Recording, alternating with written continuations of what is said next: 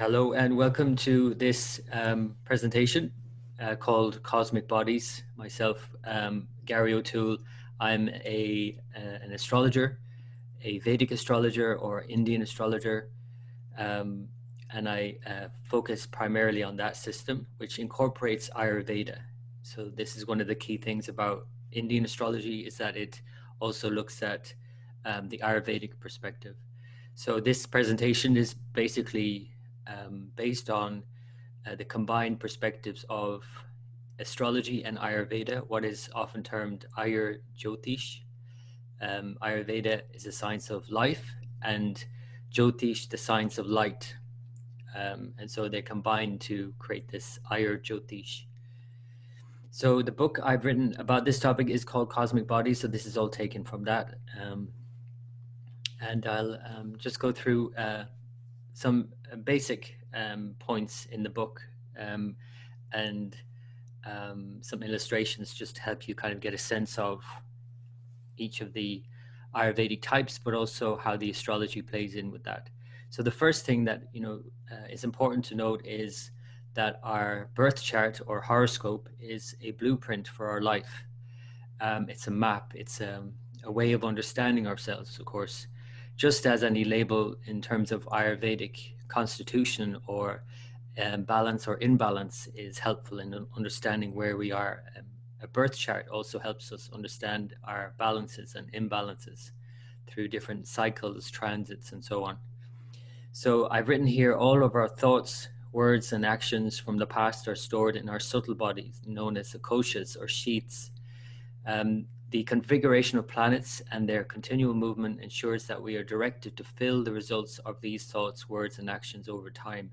So this is how the birth chart is a map of our karmas and or what we could call samskaras, our kind of naturally inclined tendencies and the blueprint of who we are that is set forth not just in this life but previous lives. So these koshas or sheaths, we have obviously denser sheaths, which is the physical body and the emotional, mental, emotional body. But we also have a pranic or energy body, and also a causal body, or a very subtle causal body, or what we call a bliss body sometimes in Vedic philosophy. So it's this sense of that we have a very subtle blueprint that the astrology impacts, which then in turn impacts our mental, emotional body, energy, and physical body eventually. So that's why a lot of people find it hard to see how astrology impacts us directly, because it obviously doesn't directly impact our physical body. It's a very subtle progression from the most subtle to the most dense. So once the results of these actions have ripened, we are then directed to think a certain way, which is the planet's influence on our mental and emotional body. So planets, in other words, influence our energy body first of all, and that in turn influences our energy body, which in turn gives us or denies us the energy for action. So this is why astrology isn't a direct route. It's a very subtle sort of indirect route to fulfill our karma, our actions. And that's all karma means, is action. And that's all seen in the blueprint in the birth chart. So this is probably the most common blueprint that people are aware of, but it's just one blueprint, and it's the most obvious because the energy combines in these what are called chakras in the energy body.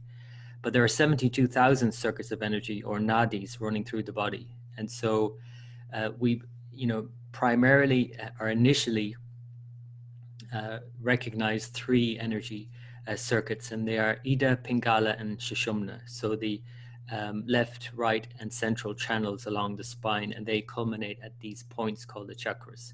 And so the planets are also can be tied in with the chakras because they're tied in with the elements. So each chakra has a predominant element, and each planet has a predominant element. And I'm going to go through this now as well. And this is just another way of understanding the energy body and how the planets impact our energy body and thus our mental, emotional, physical body. So the first thing to understand, though, before anything, is to understand these three, what are called Guņas in Vedic thought. And even the word is helpful for us as Irish, if you're listening here in Ireland, because the word Guņa means dress. And so one translation of Guņa is impulse, but it could be translated as dress. So there are three impulses or three modes of being or three dresses that we may wear. And these three impulses are the bedrock of everything, of all Vedic thought and philosophy. There's this sense of that there are three basic impulses within everything that's manifest. And so the three impulses are Rajas, Tamas, Sattva. So we can also relate these to the planets. So Rajas is active, and it relates to Mercury, Venus, and the movable signs. So Aries, Cancer, Libra, and Capricorn are all movable. And so they're more energy, and they create more energy in Rajas, what's known as Rajas. Then there's Tamas, which is more inert, it's fixed. So we have Saturn, Mars, and the lunar nodes, as well as the fixed signs. So Taurus, Leo, Scorpio, and Aquarius are all fixed signs, so they're seen as more Tamas, more inert. And then the balance of activity and inertia is Sattva. And this is, the ideal state of being in, a Vedic sense. The Vedic life is very much about promoting a sattvic life because it's all about balance. And so the sun and moon are luminaries, as well as the planet Jupiter are seen as Sattva, as well as the dual or balance signs Gemini, Virgo, Sagittarius, and Pisces. Now, this also has to be qualified because this is a bit more complicated than that, but just to very simply break it down, initially, these are the three states of being, or the three impulses. So, for example, if you're very heavily influenced by Mercury, then you're going to be very active. If you're in a Mercury cycle, for example, if you're in a Venus cycle, very desire-filled and active, wanting something. If you're in a cycle of Saturn or Mars, for example, there might be more inertia, especially for Saturn, whereas the inertia of Mars is more about destruction. So Mars creates destruction because it's about destroying weakness, but sometimes we can overdo that destruction and create problems. And then if you're in a Sun, Moon, or Jupiter cycle, they tend to be, especially if they're strongly placed in the birth chart, they create more balanced states of being and more inspiration. So those are the three basic states of being according to the planets. And this is how it might look in terms of the Celtic symbol of the Trinity, but it also is more recognizable here in the symbol of Om. And we have these three states and this line that separates the three states, or the Turiya, separating it from the Purusha, or the spirit. So this is Purusha and this is Prakriti, the nature, which is divided into these three states or impulses, the Gunas. So this is how it might look in a chart. This is a South Indian chart style. So you have Aries, Taurus, Gemini, and so on. We have it in the square in South Indian. And so the movable signs, again, are Rajas, so we can call them active. The fixed signs, like Taurus, are inert, and then Gemini, the balance signs. So when they go in that sequence, again, active, inert, balanced, active, inert, balanced, active, inert, balanced. And so when they line up in the chart like this, you'll understand it a bit more, that activity leads to inertia, leads to balance. Again, activity to inertia to balance. So, for example, when we get up in the morning, we need to get active, first of all. If we come out of an inert state, we need to be active to get to a balanced state. And so this is why the active signs are seen to influence the inert signs and vice versa, except the one beside it. In terms of astrology, there's a very specific calculation here. So, for example, Aries is very active and it is moving all the time, moving. So it needs to be stopped at some point. And so Leo, Scorpio, and Aquarius, the three inert signs across here, will stop it. So it'll stop it moving. But Taurus will not, because it can't see it, it's beside it. And the balance signs influence each other. So Gemini, Virgo, Sagittarius, and Pisces all balance each other out. So it's easier to remain balanced if you're in balance. And it's a bit more energy more energy is required to, if you're inert, to get moving, for example, or if you're too active to slow down. But they balance each other out. So, for example, Taurus here is inert, and so it gets moving with the help of Cancer, Libra, and Capricorn, because they're active, movable signs, except for Aries because it's beside it. And so when two signs are beside each other, they don't see each other. Imagine you're standing right beside somebody and you're looking out, you don't see the person right beside you. So this is how it's seen in the chart. But this is just a kind of very common way of looking at the signs, how they impact each other. The planets then are also representing the elements. And so when we break this down further and see the three Guņas of Ayurveda and how the planets express those, we'll understand how this creates mind-body types. And we have three major mind-body types. But there are 5 elements to understand first. And so the sun is the fire, but it's also fire on a higher level, so it represents the soul. The moon is water, and on a higher level, it's the mind. So you can think of the soul and the mind, and then the 5 visible planets, Mars, Mercury, Jupiter, Venus, and Saturn, all represent the 5 elements. Mars, fire, Mercury, earth, Jupiter, space or ether, Venus, water, and Saturn, air.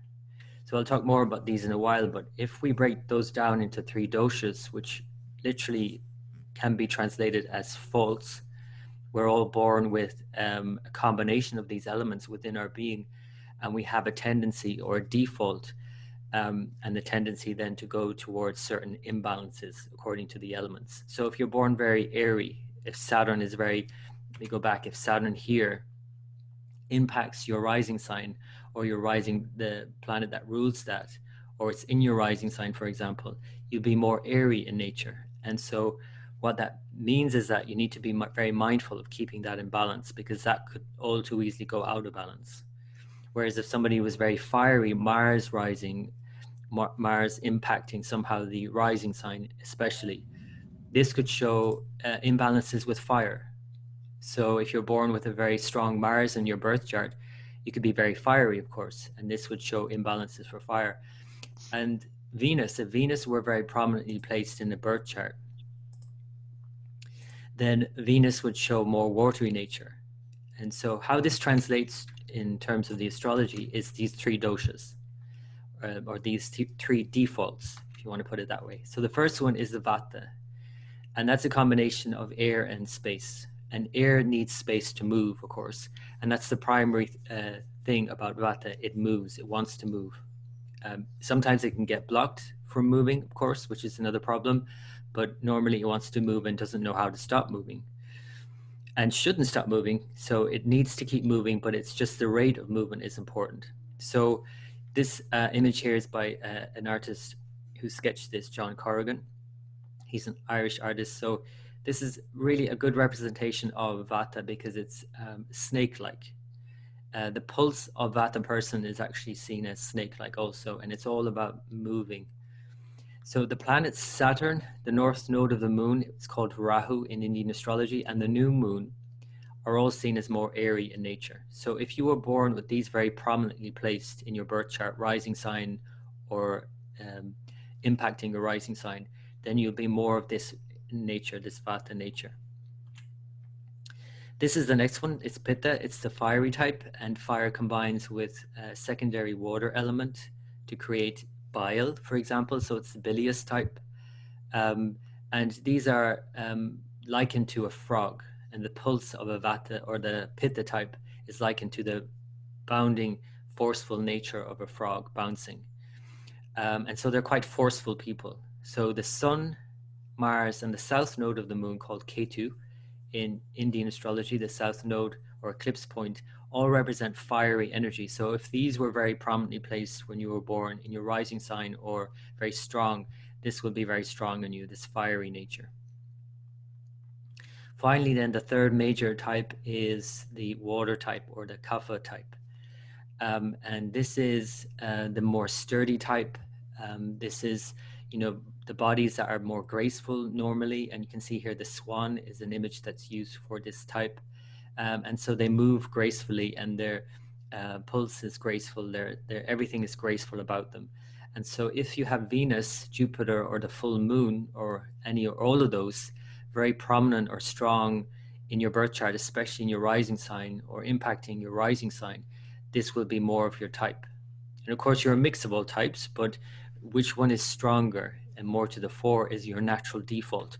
Because even though this is the strongest type to be, these have their own issues when this becomes too much, when there's an excess of this water element.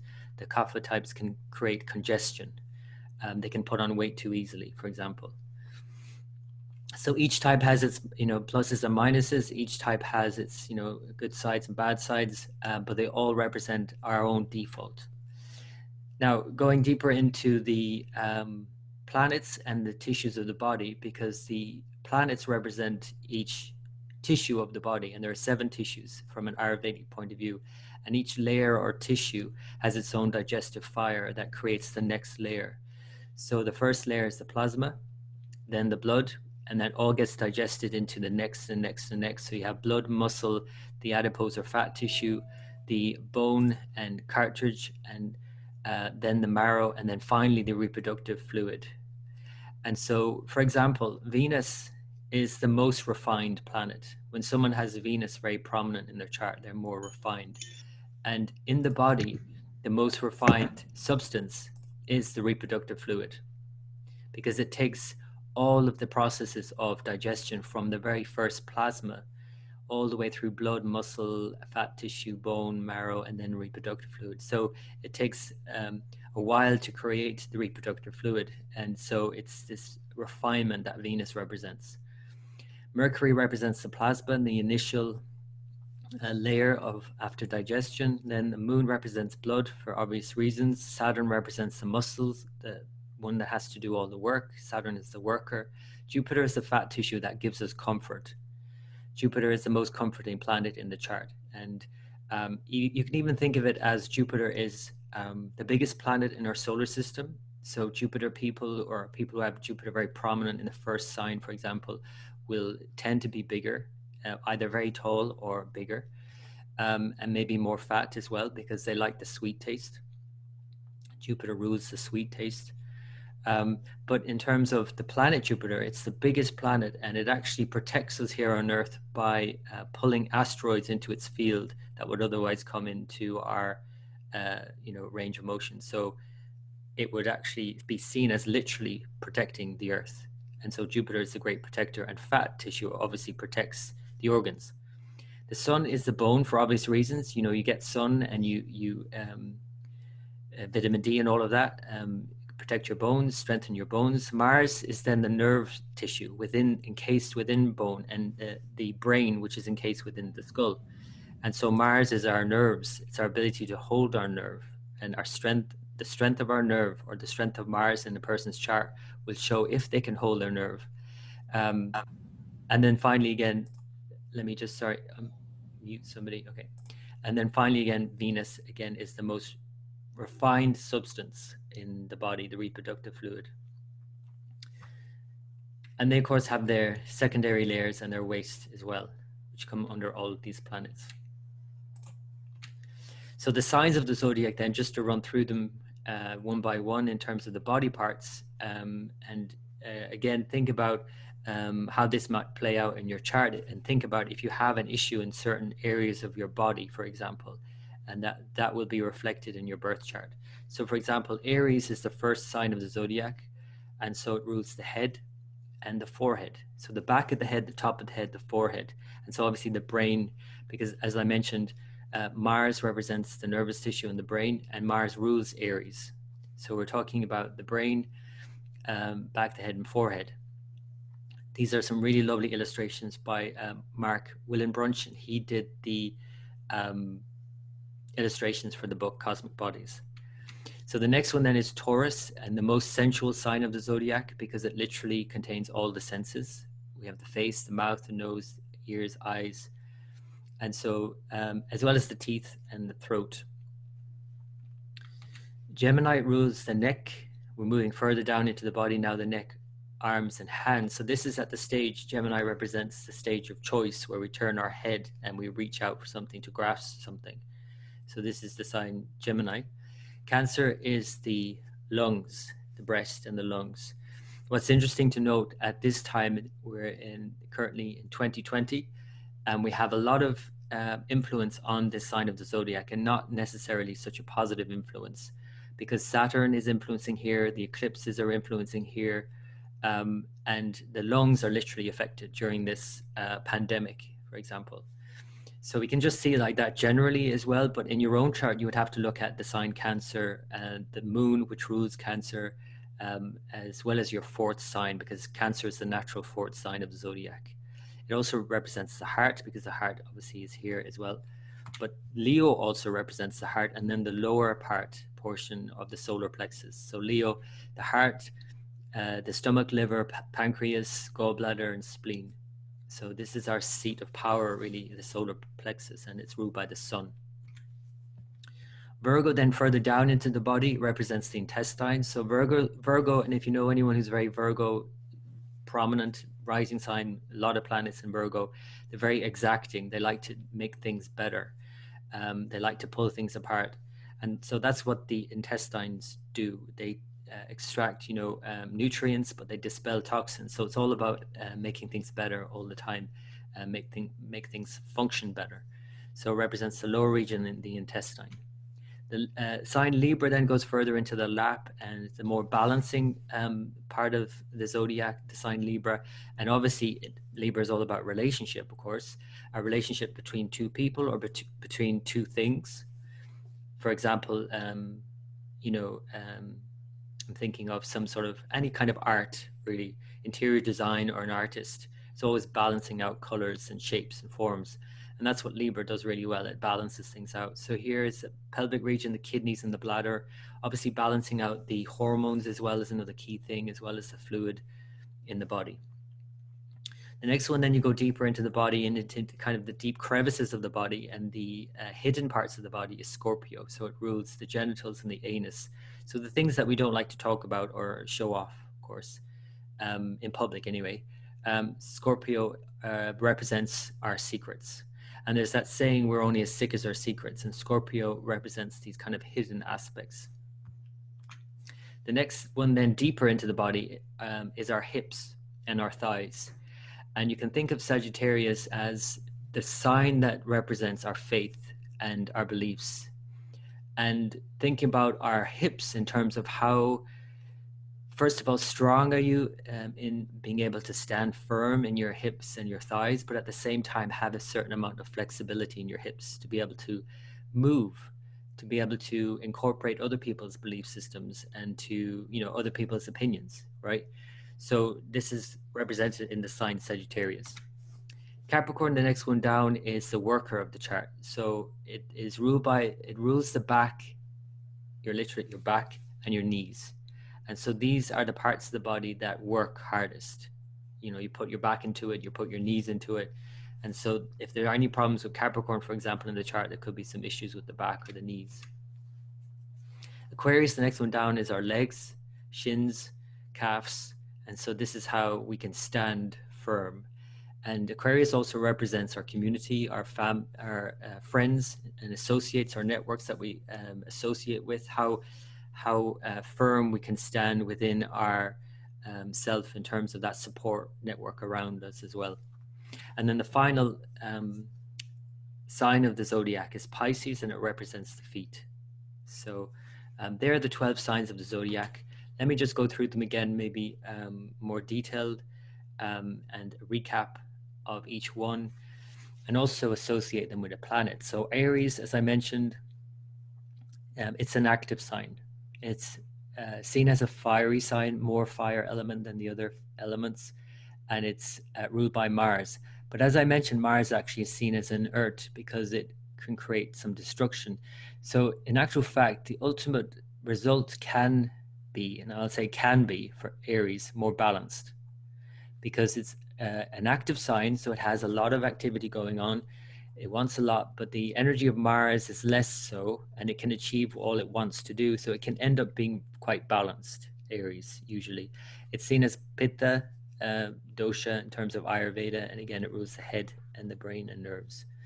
So you can have a look down through that list. I'll take another example of the Mercury signs. Gemini is ruled by Mercury and Virgo is ruled by Mercury. And although I mentioned they're balanced signs as they are, because they're ruled by Mercury, which is very active, Mercury is a very active planet, they tend to overshoot the mark and they end up exhausted and inert. So even though someone with Gemini, very prominent rising sign or so on, might initially have this objective of being more balanced, because of Mercury's active nature, they overdo it. They, try to overdo things and then they end up inert. Same from Virgo. They try and, micromanage and then they end up exhausted. The most inert signs, though, are Scorpio and Aquarius. Scorpio are an inert sign. Aquarius is an inert sign. And their ruling planets, Mars and the South Node or eclipse for Scorpio, Saturn and the North Node for Aquarius, they're all inert. And so you can only end up with that same result. The most balanced signs generally are Sagittarius and Pisces. Pisces is ruled by Jupiter, which is also very balanced. So you get a lot of balance possible in Sagittarius as well as Pisces. So that's how you would break it down in terms of more specifically for each sign. And again, all the doshas are there and the parts of the body I mentioned. And then how does this all play out in your birth chart? How does that look? Well, there are lots of things to look at, of course, in a birth chart. It's not just one thing, but the dominant impulse or guna I mentioned and the element of your rising sign, and as well as its ruling planet, this would be a key thing to look at. What rising sign do you have? So, if you're Aries, obviously there's this dominant impulse of activity, but there is balance possible there, but it's fiery. It's a very movable, fiery sign, and it's ruled by Mars. So you're going to look at all of those in your constitution and likely a Pitta constitution. But if a planet was placed in Aries, for example, or influencing Aries, your rising sign, that would have an impact. So if someone was Aries rising, and you might say, oh, they're very fiery, but Saturn was in Aries in their rising sign, there's a lot more air there. So it might be a mix of fire and air, a Vata Pitta type, in other words. The position of the sign, your sign's ruling planet, as well as the planet that influenced that. So that's another layer you would have to look at. Like, for example, in this example of Aries, where is Mars in your chart and what's influencing Mars? The four angles, or the first, fourth, seventh, and 10th houses, they're important to look at in terms of planets there and what their elements are, as well as very strongly positioned planets. So anyone who has a very strong Mars, for example, in the birth chart, are going to have a very fiery nature, regardless of their rising sign. And also, this is a very simple way to look at what is your nature in terms of these doshas, the elements, and looking at it in terms of the days of the week. You can literally just ask yourself, well, what day of the week was I born? Sunday is ruled by the sun, Monday, moon, Tuesday, Mars, Wednesday, Mercury, Thursday, Jupiter, Friday, Venus, and Saturday, Saturn. So depending on what day of the week you were born, you would look at that planet in your birth chart and see the constitution. It's a very kind of quick way to look. It's not going to give you kind of depth that you would have from the other elements, but it's a quick way of looking to see that. So the next thing I would look at is, well, actually, how is this playing out? What is the timeline? Because we're all at different stages of life, of course, and Ayurveda shows that we all go through different stages, not just we're born a certain type for sure, but we're also going through a different stage. So the time of day makes a difference, of course. The days of the week make a difference. The seasons of the year, your stage of life, what age you are. And then we can add another one with astrology, which are these planetary cycles and transits, the planetary transits. And these all impact your state of being and whether you're more balanced or imbalanced. The time of day we can see, we can look at the element being more predominant at that time of day. So for example, the water humor is more dominant from 6 a.m. to 10 a.m. It's when we're feeling generally more sluggish as well after we come out of sleep. And then from 6 p.m. until 10 p.m. again, it's the water humor. The fire humor is dominant in midday from 10 a.m. to 2 p.m. So that's when, that's why in Ayurveda they recommend that you eat your main meal for lunch, because your digestive fire is strongest. But then it's again more dominant at 10 p.m. to 2 a.m. and that's when the clear out process, the detox process starts taking place with the heat. the fire humor. And then air humor always represents the transitions from day to night and night to day. So from 2 p.m. to 6 p.m. as we transition from day to night, and then from 2 a.m. to 6 a.m. from night to day. And so the air humor is all about movement, moving from one stage to the next. And so we need to be mindful of these periods in the day as well in terms of this transition. Bringing in the astrology again, the days of the week, I'll just remind you that the sun is Sunday today. It's all about honoring, and that's why traditionally it was always a day of worship. The moon is about nourishing on Monday. Tuesday is Mars's day. It's about strengthening, taking something on. Mercury's day is about integrating, learning something. Jupiter is Thursday, and it's about expansion, growth, learning also, but higher learning, higher wisdom.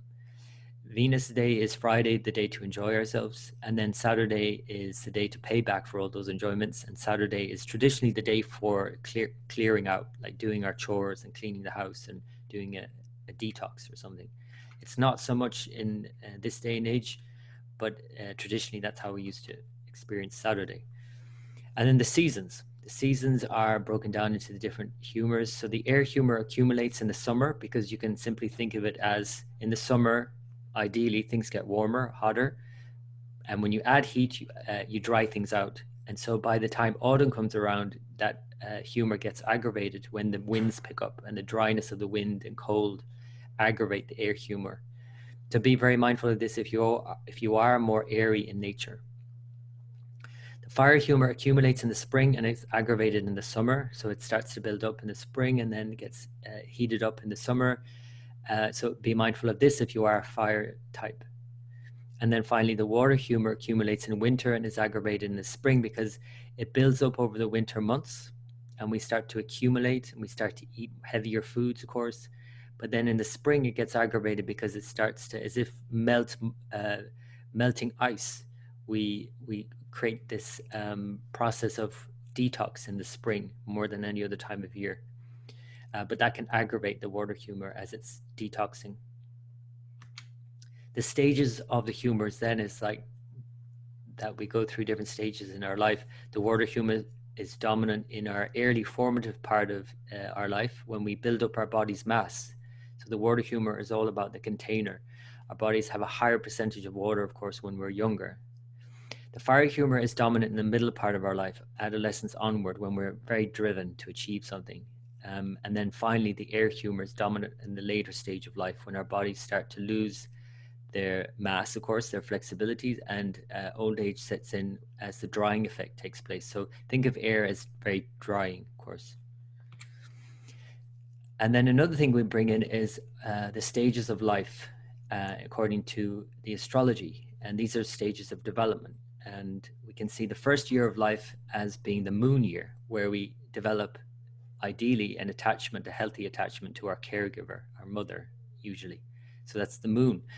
Then from 1 to 3, or we can call it the terrible twos, is the Mars years, where we start to look for our freedom apart from our caregiver, and we want to find our independence. So that's Mars.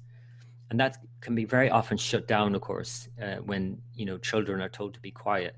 And so this is why we have many people have, most of us, if not all of us, have a problem with Mars, i.e. anger. And then the next stage, 3 to 12, are our Mercury years, where we're learning an awful lot. We really start to learn a lot. And language, of course, is one of those things. Mercury represents speech, but so much more. The next stage from 12 to 32 is when we start to form relationships. And that's when we really want to get into a relationship. And we have a lot of desires from adolescence onward for obvious reasons, for the hormones and all of that. Remember, Venus represents hormones. And then from 32 to 50 is the Jupiter years. And that's very much about doing our dharma, our purpose in life. And whether that's having a child or children and a family, which is what Jupiter represents, or doing what we're meant to be doing on the planet, which is what Jupiter represents, the work we're meant to be doing. And then from 50 to 74 are seen as our golden years. The sun rules the 50 to 74 years. And then finally, then from 74 onwards, to the latter part of our years, and they gave 120 years in the Vedic era as the ideal lifespan, but you could just think of it as from 70s onwards. That's when we start to recede from life more, and we start to dry up, and we experience this need to recede more and to retreat and detach more from life. It's Saturn. And then finally, then this is how the planetary cycles show how we personally, so we all have those I just mentioned in our life, everybody, but we also came in at a different place in terms of the planetary cycles in our own astrology, particularly based on the moon, where the moon was when you were born, and the sign there, and it will kick off these cycles. So planetary cycle, they're called dashas in Indian astrology, is a predictive technique used in Vedic or Indian astrology. And it's called, the most popular one here is called Vimshottari, literally just means 120. The lifespan is divided again to 120 years and is calculated from the position of the moon. And so it begins here, the natural sequence with the south node, then Venus, Sun, Moon, and so on. But again, you could have come in anywhere. You could have come in at the Mars period, and then you started going into the north node, then Jupiter, then Saturn. So wherever you're at, in all these great cycles, because they're very long years, that is the element, that is the impulse that is more dominant in your life at that time. So if you're in a sun cycle for 6 years, for example, that's very much more about fire and a higher expression of fire, which is about your higher self and wanting to connect with that higher self, for example. If you're in a Venus cycle, 20 years of Venus is very much about the water and desire and relationship and so on. But these cycles, these are the major cycles, and these are also broken down into minor cycles up to 8 levels, right down to the minute. So these are going on for many years. We can break it down to a few years, then a few months, a few weeks, a few days, a few hours, a few minutes, all the way down to minutes. So these cycles are repeating constantly throughout our life, on every level of our being. We're going through these cycles and in this specific order. So this is why astrology has this common thread, and we all have this common sense of how our life is expanding and growing. And though it doesn't always feel like it's expanding and growing, we are always expanding and growing. And these cycles show that expansion. So we're always going from one to the other, south node to Venus, to Sun, to Moon, to Mars, and in that sequence. And in the elements, in terms of the elements and the impulses that are activated in each, from minutes to hours to days to weeks, we experience each of these. So for example, you might be in this minute, in a sun minute, and then it'll move to the moon and then to Mars, or a few hours or a few days or weeks or years of the sun and then to Moon and Mars. So that's about, for example, the sun connecting again to your higher self. If you've connected to yourself and you know yourself, then the moon comes in, because then you want to connect with other people. The moon is about your heart and wanting to connect with others. But then after a while, the moon is all about the heart-based stuff, and it's all about feelings, which change constantly. And we're always feeling differently every moment of every day. And we don't always act appropriately. We just go with how we're feeling. So then when Mars kicks in, we start acting more, we get more directed. And it's less so about how we're feeling and more so about what we need to be doing. So these cycles go on and throughout, again, the day and the weeks and the years. So a few things to consider then in terms of the health in a chart. How would you look at that? You would look at the impulse or the guna, as I mentioned, of the planet that's activated. So if you're in a Mars cycle, it's inert more. If you're in sun cycle, it's more balanced, so on.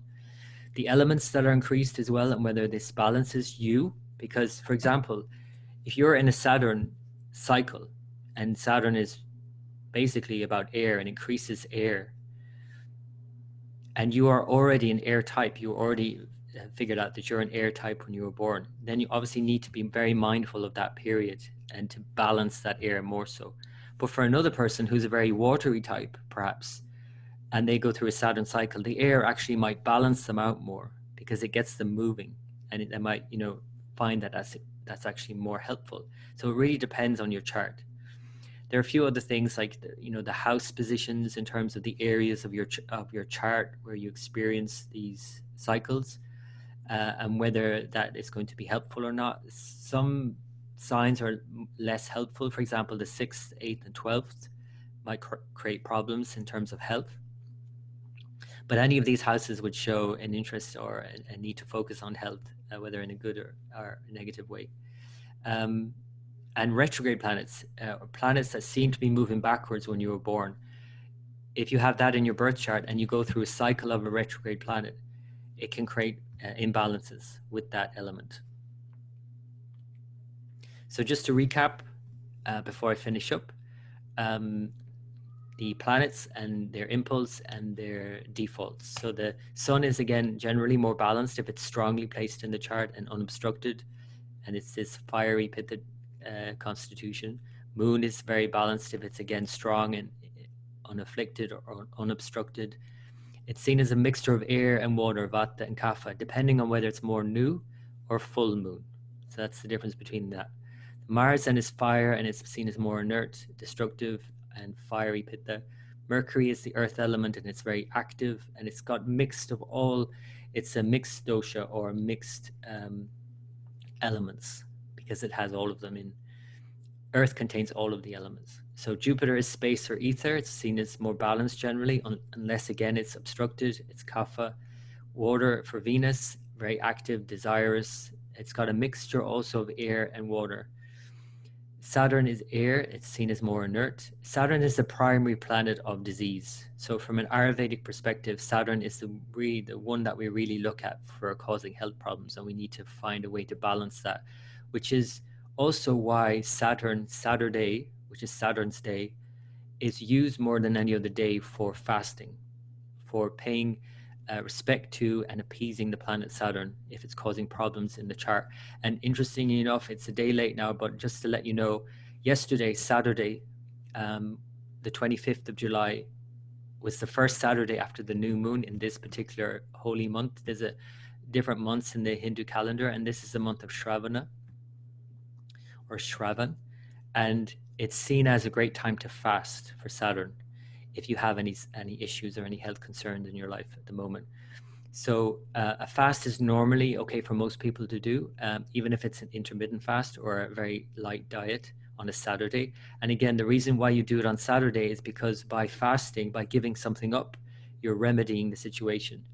And you're almost, deliberately enforcing restriction on yourself, which is what Saturn wants to do anyway. So Saturn restricts things, and you're purposely bringing some of that restriction into your life to help yourself. So that's a Saturn fast, and it runs for 16 consecutive Saturdays, from yesterday for 16 Saturdays. But that could be something you incorporate into your life in general anyway, apart from a Hindu calendar. It's just a very good practice to do a bit of a detox on Saturday. So it's primary vata. It is the primary planet for ill health. The north node is called Rahu, and it's also seen as inert, and that also creates many problems, but they're hard to predict problems, hard to diagnose, hard to treat, because it's an eclipse. It's not a visible planet. And the south node likewise, but the south node is fiery in nature. But both nodes are unseen. They're eclipses. And they both rule viruses, for example. And so this is why we're having this particular problem at the moment, the viruses, since the eclipse of December 2019, which was the trigger. And so these create problems, but they're just not as easy to treat. Saturn are problems that are very obvious and that we must deal with.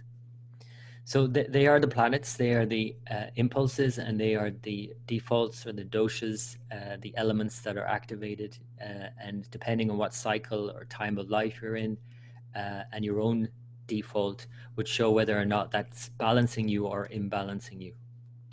I'll just finish by just mentioning the book, because this is where it's all taken from, Cosmic Bodies. If you want to have a look on Amazon, it's available there.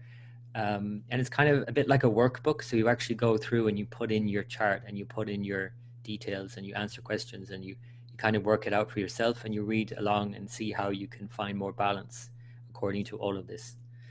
And then just to mention my website, it's timelineastrology.com. The website is or the email is info@timelineastrology.com. And I do readings there, more in depth, of course, than this alone. But I also work with people in terms of Ayurveda and fitness and yoga and finding more balance at garypatrickyoga.com. So that's all I have to say for today. And for anyone that's attending live, I can take questions if you want to type your questions into the box or raise a hand, and I'll unmute you. So thanks a lot for tuning in, and be well.